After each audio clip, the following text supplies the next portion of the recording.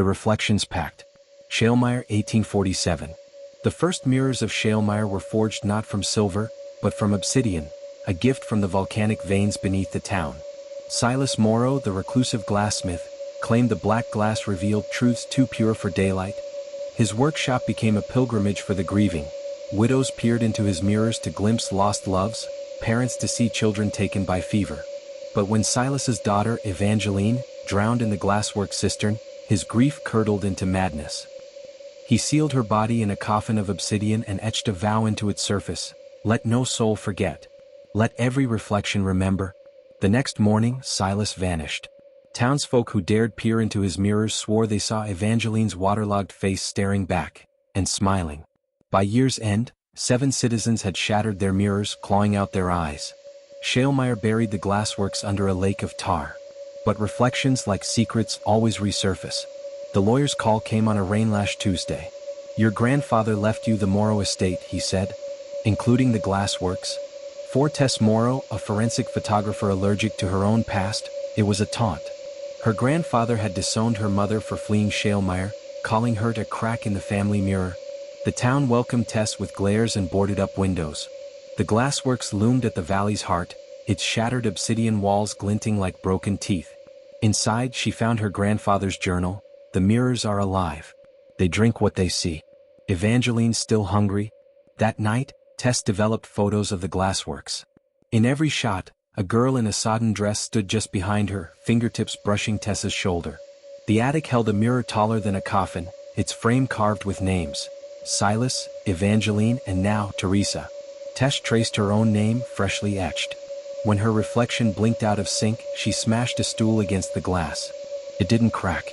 Instead, the mirror liquefied, swallowing the stool. A hand shot out, gripping Tess's wrist. It was hers, same scar on the thumb, same chipped nail polish, but ice-cold and stronger. She wrenched free, fleeing to the town archives. The librarian, a gaunt woman with mirrored spectacles, slid her a death certificate. Evangeline Morrow, cause of death: asphyxiation by liquid glass. The photo showed Evangeline's corpse perfectly preserved in obsidian, eyes open, lips parted mid-scream. She's the first, the librarian whispered. But not the last. Tess dreamt of drowning. Thick, hot tar filled her lungs as shadows pressed down, human-shaped but flattened as though squeezed between panes of glass. She woke choking, her sheets streaked with black resin. In the glasswork cistern, now a tar pit, something glimmered. Tess hauled up a mirror shard. Its surface showed her grandfather, young and terrified, hammering at the attic mirror. It's not her, he screamed to someone off-frame. It's wearing her face. The vision shifted. Tessa's mother, pregnant, fleeing Schalemeyer in a storm.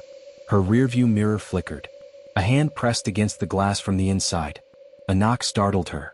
Deputy Cole stood at the cistern's edge, holding an evidence bag. Inside was Tessa's camera, recovered from the tar. The last photo: Tess sleeping, Evangeline kneeling over her, pouring liquid glass into her mouth. The deputy station had no mirrors, only polished steel. Your family's cursed, Cole said. Silas bound Evangeline's soul to the mirrors. She needs a new body to escape. He unrolled a map marked with X's. Missing persons, all Morrows. Their reflections, replaced them. Back at the estate, Tess found her face changing. Her eyes darkened to obsidian black. Her breath fogged glass even in summer heat. When she cut her hand, the blood congealed into shards. The attic mirror beckoned. This time, her reflection spoke: you're half her already. Let me finish it. Tess smashed every mirror in the house. They bled tar and whispered in unison: we see you. We taste you. The glassworks furnace roared to life on its own. Inside its crucible, Tess found bones, Morrow bones, melting into liquid glass. Evangeline materialized, her form shifting between corpse and copy of Tess. Father promised me eternity, she hissed. Your blood's the last threat. Tess hurled her grandfather's journal into the flames. The pages ignited, revealing hidden text. To break the covenant, the glass must drink its maker. She plunged her hands into the molten glass. Agony seared her nerves, but Evangeline screamed louder, 1,000 mirrors shattering at once. The furnace exploded, and Tess woke hours later, her skin smooth, unburned. But her shadow stayed behind, waving from the ashes. Schalemeyer's tar lake solidified into a sheet of flawless obsidian. By moonlight, townsfolk see figures moving beneath its surface. Tessa's shadow among them, holding hands with a girl in a wet dress. In a motel 3 states away, Tess checks in under a fake name. The clerk notices she casts no reflection in the security mirror. She leaves no fingerprints, only smudges of black glass. And in the attic of the abandoned estate, a single mirror remains unbroken. If you press your ear to it, you'll hear a smile in the silence. Final note: every mirror holds a lie. The worst ones tell the truth. If you thought that was scary, wait until you hear this next story. The Keeper's Last Log. Fellspire Lighthouse, 1909. The final entry in Keeper Alaric Voss's logbook was written in a hand so frantic, the ink splattered like blood. October 17th. The lens is alive. It sings to me at night, a hymn that cracks the air like ice. Last week, the supply ship brought a crate marked for me. Inside was Mother's wedding ring, though she's been dead 20 years. The lens showed me things, her corpse floating in the lantern room, her eyes full of eels. I tried to smash the glass, but it cut me. The blood made it hungry. They'll find this log when they come for my body. Tell my son, never light the lamp. Never look into the page ended there. When the relief crew arrived, the lighthouse was dark. Alaric's body was found curled inside the lens itself, his skin fused to the glass. The lamp was lit again within the hour. The lawyer's letter arrived on the anniversary of her father's suicide.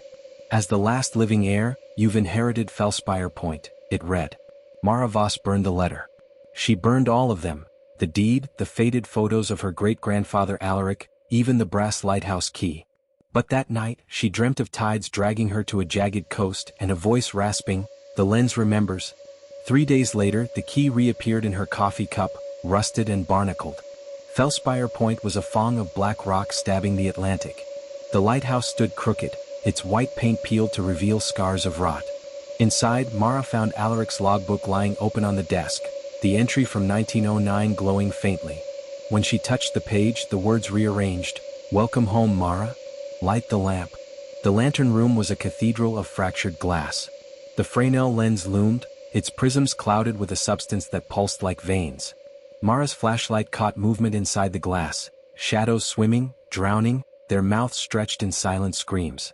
She fled downstairs only to find the walls bleeding salt water. Her phone buzzed with a notification, one new voicemail. Her father's voice, dead for a decade, whispered, "Don't let it see you in the dark." At midnight, the lamp ignited on its own. The beam cut through the storm, and Mara saw them, figures standing waist-deep in the surf, their faces upturned to the light. They had no eyes, only holes where the sea spilled out. The town of Fellspire Harbor was a graveyard of boarded-up shops and salt-bleached skulls of fish nailed above doors. The diner's waitress slid Mara a greasy menu and a warning, "Your family's been feed in that lighthouse for generations. It's your turn now." In the library's archives, Mara uncovered a pattern. Every Voss keeper died violently after exactly 13 months at Fellspire. Alaric's son, her grandfather, had drowned in his bathtub. Her father shot himself after scrawling, "The lens is watching," on his bedroom wall. A fisherman handed her a jar of black brine. "Dredged this up last week," he said. Inside floated a child's tooth and a slip of paper. Mara Voss, 2023. That night, the lamp lit again. The eyeless figure stood on the cliff now, pointing at her window. Sleep became impossible. The lens hummed, its sound vibrating in Mara's teeth. She found seawater pooling in her boots, kelp coiled under her pillow. When she tried to leave, the lighthouse door vanished, replaced by smooth stone. Alaric's logbook began updating itself. New entries chronicled her days. Mara resists. The lens grows impatient. It wants her eyes. In the cellar, she discovered a shrine, a dollhouse-sized replica of the lighthouse, surrounded by votive candles.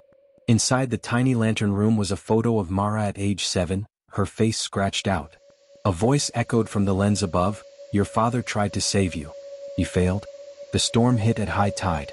Waves clawed at the lighthouse and the lamp burned hotter, its beam now blood-red. The eyeless figures climbed the rocks, their bodies jerking like marionettes. Mara pried open the lens panel. Inside, Alaric's skeleton grinned at her, eels slithering through his ribs. The logbook's pages fluttered open, revealing a final ritual: break the covenant. Shatter the lens with kin blood. She sliced her palm and smeared the glass. The lighthouse groaned. The figures below wailed as the lens cracked, releasing a black tide that devoured them. But as the light died, Mara realized the truth: the lens wasn't the prison. It was the lock. The lighthouse collapsed inward, the sea rushing into a cavern below. There, in the pitch dark, Mara saw it, a colossal thing of teeth and brine, its body fused with the rock. The Fellspire wasn't a lighthouse, it was a lure. "You freed me," it hissed, its voice the crash of waves on graves. "Now choose, join your bloodline in the deep or take your father's place." Mara reached into her pocket, clutching the rusted key. It wasn't for the door, it was for the lens. She plunged it into her eye. Fellspire Harbor's new lighthouse keeper is a quiet woman. She wears a patch over her left eye and tends the lamp with fanatical care. Fishermen swear the beam sometimes turns red, and those who sail too close hear a mournful song in the fog. In the town graveyard, a fresh headstone reads, "Mara Voss lost to the sea." But in the lighthouse cellar, the dollhouse remains. Inside, the tiny lamp glows day and night. And deep below the waves, something old and ravenous waits, its hunger momentarily sated. Final note: some lights aren't meant to guide. They're meant to feed. Brace yourself, because the next story is even more disturbing. The Forgotten Reel. Velam Asylum, 1932. Dr. Elias Vorn's final experiment was recorded on a single reel of nitrate film, now lost to time. Patients at Velam Asylum, a sanctuary for shell-shocked war veterans and hysterics, were subjected to projection therapy, a radical treatment where their traumas were projected onto the asylum's walls using a modified film projector. But when Vorn spliced a patient's nightmares with an unidentified reel marked Veil_XX, the results were catastrophic. The film melted mid-screening, filling the room with acrid smoke. When it cleared, the patients were gone. Only their shadows remained, fused to the walls in poses of frozen terror. Vorn's journal entry that night read, "The veil is torn. They're not shadows, they're windows." The asylum was sealed, but fragments of the Veil_XX reel surfaced over the decades. Those who viewed them vanished, leaving behind only flickering afterimages and the scent of burning celluloid. The reel arrived in a lead-lined crate, postmarked from a dead city. Lena Rowe, a film archivist specializing in lost horror cinema, didn't believe in curses, until she threaded the decaying Veil_XX into her Steinbeck. The footage was chaos, static, inverted crosses, and a figure with a film reel for a head, cranking its own spine like a projector. Then Lena appeared on screen. Not an actress. Her, wearing today's clothes, screaming silently as her skin peeled into celluloid strips. The timestamp read tomorrow. That night, her apartment's shadows twitched independent of the light. Velam Asylum loomed at the city's edge, its barred windows boarded with reels of film. Lena's key, sent anonymously with a note, "You wanted truth," fit the rusted gate. Inside, projectors whirred in empty rooms, casting malformed shadows that crawled toward her. In the director's office, she found Vorn's ledger. Patient 0 was listed as Subject XX, a soldier whose file photo matched the reel-headed figure. His diagnosis: fractured by the veil. "Sees the other side." A projector clicked on. The wall screen showed Lena entering the asylum, from behind. She spun. The room was empty, but the film Lena turned, her eyes hollow reels. "Don't let it focus on you," she mouthed. Lena's skin blistered where light touched it. Her reflection developed a delay, moving seconds after she did. At the asylum's chapel, she found a shrine. Hundreds of film canisters stacked like coffins, each labeled with a missing person's name. A newsreel played on a loop, Vorn's trial, interrupted by a burst of static. When it cleared, the courtroom was empty. The camera panned to reveal the jury as human film strips, their faces melting frames. Lena's phone rang. Her own voice hissed, "The veil needs a new gate. You're the splice point?" Her body was rejecting reality. Mirrors showed her as a flickering negative. When she bled, the blood evaporated into silver nitrate dust. In the asylum's basement, she found the original Veil_XX projector, its lens a polished human skull. Threading the reel, she watched Subject XX's treatment. His screams synced to a frame rate that liquefied his bones. The film ended with Vorn stepping into the projection, his body unraveling into light. A shadow gripped her wrist. It was the film Lena, now three-dimensional and glitching. "He's coming. You have to burn it all." The reel-headed figure stood in the projector's beam, cranking its spine. With each turn, the asylum warped, walls flattening into screens, air thickening with the stench of burning hair. Film Lena shoved a canister into her hands. "This is your escape. Play it." The footage showed Lena as a child, watching a movie with her mother, a memory she'd forgotten. But as the reel spun, her mother's face pixelated into Subject XX's. The figure spoke in audio static, "You're the splice. Cut here." It handed her a silver knife. Lena slashed the screen, tearing the veil. The asylum folded inward, reality spooling into the projector. Film Lena dissipated, whispering thank you as her frames scattered. But as the world rebuilt itself, Lena realized the truth. The veil wasn't a dimension, it was a film, and she'd become its protagonist. Now she flickers through old movies, a ghostly cameo. Viewers swear they see her pleading in the background of Casablanca, screaming silently in Gone with the Wind. The veil _XX real, restored and digitized, trends online. Comment sections fill with, "Did you see her? The crying woman in the static?" Velam Asylum is a trendy art house cinema now. Patrons rave about the hyper-realistic special effects in the Midnight Veil _XX screenings. No one notices the projectionist, her skin faintly silvered, splicing new faces into the real. And in the darkest rows, the shadows sit a little too still. Final note: every film is a prison. Some just have larger screens. Now for another dark and haunting tale that will send shivers down your spine. The final act. Crimson Mask Theater, 1897. The playwright Lucien Voss's masterpiece, The Sable Sonata, was said to be cursed from its first draft. Actors whispered of lines that shifted on the page, of props that bled, and of a phantom audience that materialized in the balcony on opening night. But it was the final performance that sealed the theater's fate. Midway through Act 3, the chandelier crashed into the stage, igniting the velvet curtains. Flames devoured the cast and crowd alike, though no bodies were ever found. Lucien's journal, recovered from the ashes, ended with a cryptic note: "The curtain never falls." The sonata demands an encore. The theater closed, its grand facade boarded shut. Yet on fog-laced nights, passers-by still hear applause echoing from within, and the faint smell of burning roses. The lawyer's letter arrived with a dried rose petal tucked inside. "As sole heir, you've inherited the Crimson Mask Theater," it read. For Evangeline Voss, a struggling actress with a penchant for horror films, it was a taunt. Her great-great-uncle Lucien had died childless, his name synonymous with madness. The theater loomed in the city's heart like a rotten tooth, its marquee cracked but still legible, now playing, The Sable Sonata. Inside, dust motes swirled in shafts of sickly light. Evangeline found a trunk in the dressing room. Inside, a costume tailored to her measurements and a script titled Act 4, The Heir's Requiem. That night, she dreamt of a stage drenched in black liquid, a masked audience chanting, "Finish the sonata."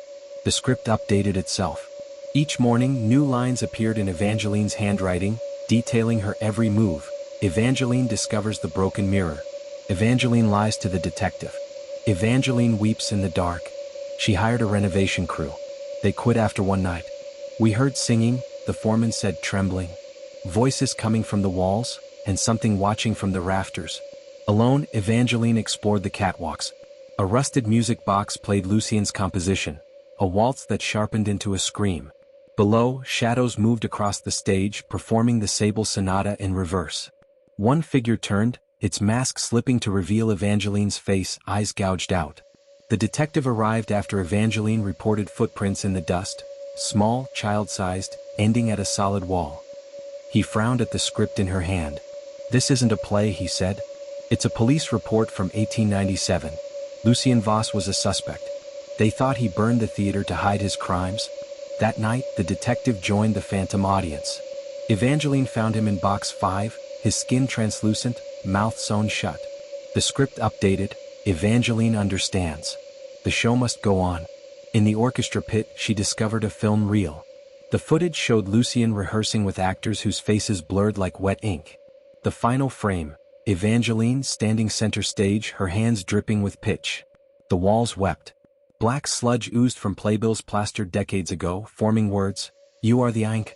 Evangeline's reflection developed a delay, mouthing lines seconds before she spoke them. In Lucien's study, she found jars of preserved eyes and a ledger listing names, every actor who'd ever performed the Sable Sonata, including her own. The last entry: "The sonata is alive. It writes itself with our fear. To stop it, you must become it." A knock startled her.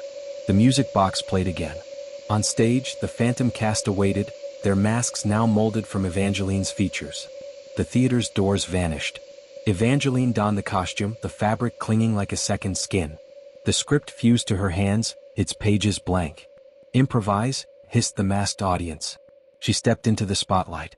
The phantom cast attacked, their bodies dissolving into ink that pooled at her feet. Lucien materialized in the aisle, applauding. "You've surpassed me, my dear. Now write your finale." Evangeline seized a stage knife and plunged it into the script. The theater screamed. Walls melted into liquid shadow, the floor swallowing the audience. But as the curtain fell, she realized she'd followed the script exactly. The Crimson Mask Theater reopened to rave reviews. Critics praise its avant-garde production of the Sable Sonata, particularly the lead actress, a haunting talent who vanishes after each show. In the dressing room, a new script waits. The title page reads, Act V, The Matinee. And in the city morgue, a Jane Doe is identified by a single clue. Her palm stained with indelible ink, the words Encore. Encore, scrawled in her own blood. Final note, every role has its price. Some just demand your name. Our next story takes us deeper into the darkness. Hold on tight. The Vanishing of Black Hollow. It started with a single missing person. A girl named Eleanor Grayson vanished from her home in Black Hollow, a small town nestled deep in the Appalachian Mountains. No forced entry, no struggle, just an open window and her empty bed. The town whispered about it for weeks, but when two more people disappeared in the same inexplicable way, fear took root. Sheriff Tom Winslow combed through every inch of the town, but there was nothing. No footprints, no evidence, nothing left behind except the same lingering detail. Each disappearance occurred at 3:33 a.m., marked by a chilling sound, like a distant, inhuman whisper that no one could quite place. Then the dream started. At first, the townsfolk dismissed them as nightmares. Shadowy figures lurking just beyond sight, a chorus of whispers speaking in a language that sent ice through their veins. But as more people reported the same visions, being watched by something unseen, something ancient, panic set in.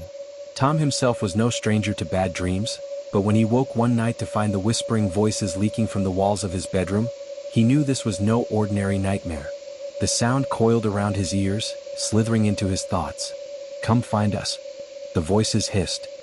"We are waiting." Determined to uncover the truth, Tom investigated the town's oldest structure, the Black Hollow Manor.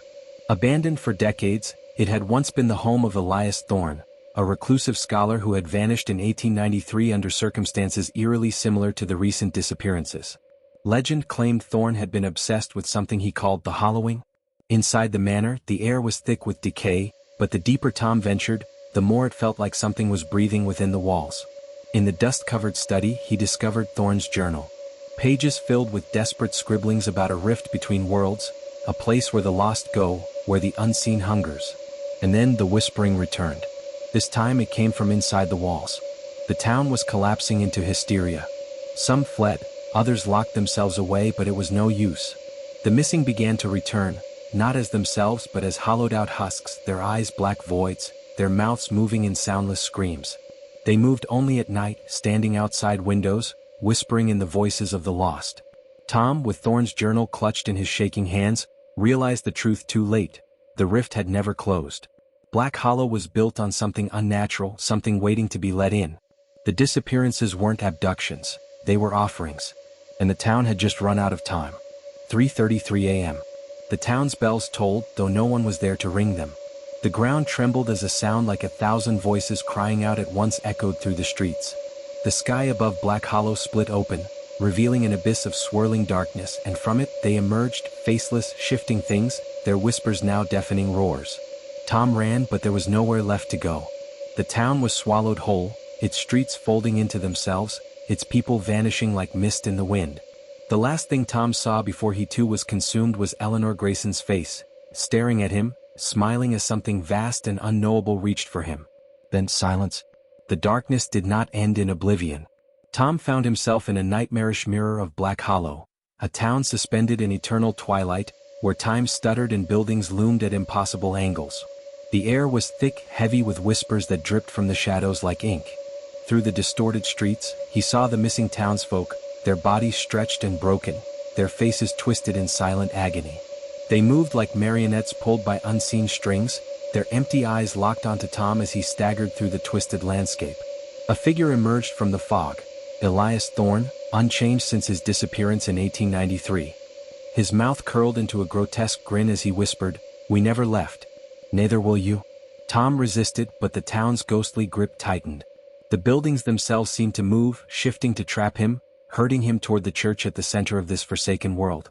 The doors creaked open on their own, revealing an altar of writhing flesh, eyes blinking and mouths gasping in endless torment. The whispers grew to a deafening roar as unseen hands seized Tom, dragging him forward. He realized the truth: the hollowing wasn't a curse but a hunger. Black Hollow had never been just a town. It was a living thing, and the townspeople were merely its offerings, fed to the abyss in an endless cycle. As he was pulled into the pulsing mass, Eleanor's voice cut through the cacophony. Let go, or become one of them. With the last of his strength, Tom closed his eyes and let the darkness take him. Travelers passing through where Black Hollow should have been find nothing but a dense forest, untouched by time. No roads lead to it, no maps recall its name. Sometimes though, when the wind is just right, a whisper floats through the trees. Come find us. We are waiting. And if one listens closely, a new voice can be heard among them, calling out in terror before it fades into the void. And now, onto a tale that's as eerie as it is unforgettable. The Silent Hollows.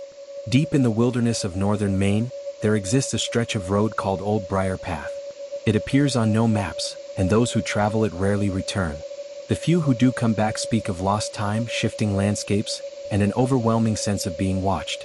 The town of Renbrook had long ignored the legends, dismissing them as folklore meant to keep children from wandering too far into the woods. But that changed when the Holloway family disappeared. A quiet family of 3, the Holloways had driven down Old Briar Path on a warm autumn evening, headed to a relative's cabin. They never arrived. Search parties scoured the woods, but no trace of their car, or their bodies, was ever found. The only clue was a frantic call from Mr. Holloway, placed to 911 moments before the line cut off. There's something wrong with the road, he had said. It's not letting us leave. Then silence. Sheriff Neil Grayson had seen his fair share of strange cases, but nothing compared to this. Against his better judgment, he and his deputy, Owen Carter, decided to investigate Old Briar Path themselves. The road was quiet, blanketed in a thick fog that seemed unnatural for the season. Trees loomed tall, their gnarled branches stretching toward the road like skeletal fingers. As they drove deeper, the fog thickened, swallowing the headlights whole. Then the car radio crackled despite being turned off. A voice, distorted, pleading, whispered through the static. Help us, we can't leave, it won't let us. Sheriff Grayson slammed the brakes, his heart hammering in his chest. The voice belonged to Mrs. Holloway. But she had been missing for 2 weeks. They left the car behind and walked deeper into the misty woods, their flashlights flickering like dying stars. The silence was oppressive, as if the world itself was holding its breath. Then a sound broke the stillness, footsteps crunching leaves behind them. They spun around, guns drawn, but there was nothing. Just the swaying trees. Then Deputy Carter whispered, "Look." Beyond the tree-line, figures moved, thin, elongated silhouettes with hollow black eyes. They stood motionless, watching. Grayson's stomach twisted as he realized something horrifying. Their faces looked familiar. The Holloways. But something had hollowed them out, leaving only shells of what they once were. The 2 men ran back toward the car, but the path twisted in impossible ways.